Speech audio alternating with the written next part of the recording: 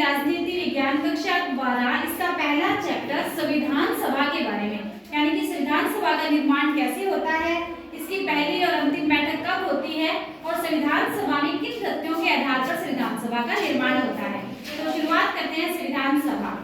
संविधान सभा औपचारिक रूप से एक संविधान सभा को बनाने के लिए अविभाजित भारत में निर्वाचन किया गया या चुनाव निर्वाचित किया गया। इसकी पहली बैठक होती है 9 दिसंबर 1946 को। 9 दिसंबर 1946 को संविधान सभा की प्रथम बैठक होती है, जिसमें सच्चिदानंद सिन्हा को अस्थायी अध्यक्ष चुना जाता है। इसी के साथ ही 2 दिन के अंतराल में यानी कि द्वितीय बैठक होती है 11 दिसंबर 1946 को। 11 दिसंबर 1946 को संविधान सभा के स्थायी अध्यक्ष डॉक्टर राजेंद्र प्रसाद को बनाया जाता है और इसी क्रम में संविधान सभा की अंतिम बैठक होती है 14 अगस्त 1947 को और 15 अगस्त 1947 को हमारा भारत आजाद होता है।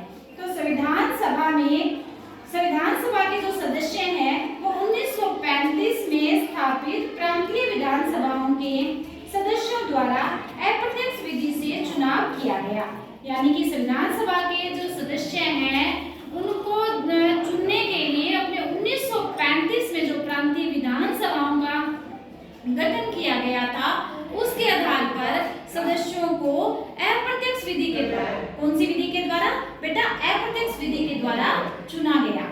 इसके अंदर प्रत्येक देशी प्रांत, देशी रियासत व रियासतों के समूह को उनकी जनसंख्या के अनुपात में सीटें विभाजित की गई, यानी कि 10 लाख लोगों पर एक सदस्य को निर्धारित किया गया।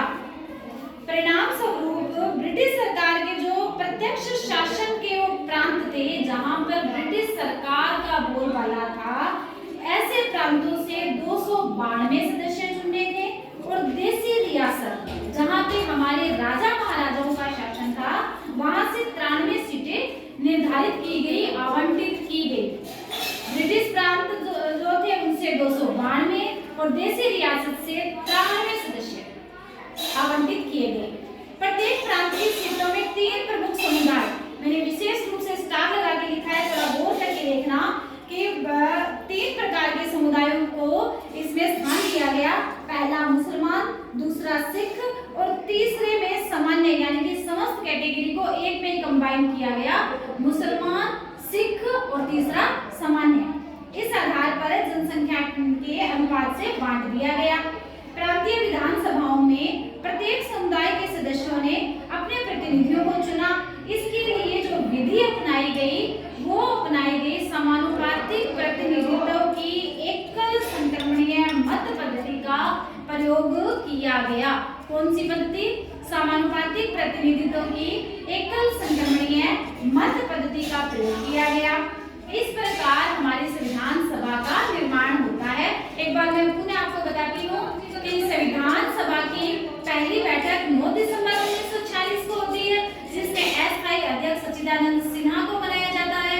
संविधान सभा की दूसरी बैठक 11 दिसंबर 1946 को होती है और इसमें डॉक्टर राजेंद्र प्रसाद को स्थायी अध्यक्ष बनाया जाता है। और ये जो संविधान सभा का निर्माण है ये विशेष रूप से याद रखना है कि कैबिनेट मिशन के द्वारा निर्धारित किया गया था। कैबिनेट जो मिशन था वो ब्रिटिश मंत्रिमंडल की एक समिति थी, यानी कि इसमें जो लोग शामिल थे वो सारे के सारे ब्रिटिश मंत्रिमंडल से ताल्लुकात रखते थे। इन्हीं के द्वारा कैबिनेट मिशन के द्वारा ही संविधान सभा का गठन प्रस्तावित किया था। संविधान सभा के जो सदस्य हैं वो 1935 के प्रांतीय विधानसभाओं द्वारा अप्रत्यक्ष विधि से चुने गए थे। संविधान सभा के अंदर ब्रिटिश प्रांत के 292 प्लस देशी रियासतों से 93 सदस्यों को शामिल किया गया। 3 मुख्य कैटेगरी शामिल की गई, मुसलमान, सिख व अन्य सभी सामान्य में आते थे और जो पद्धति थी वो समानुपातिक प्रतिनिधित्व की एकल संक्रमणीय मत पद्धति को अपनाया गया।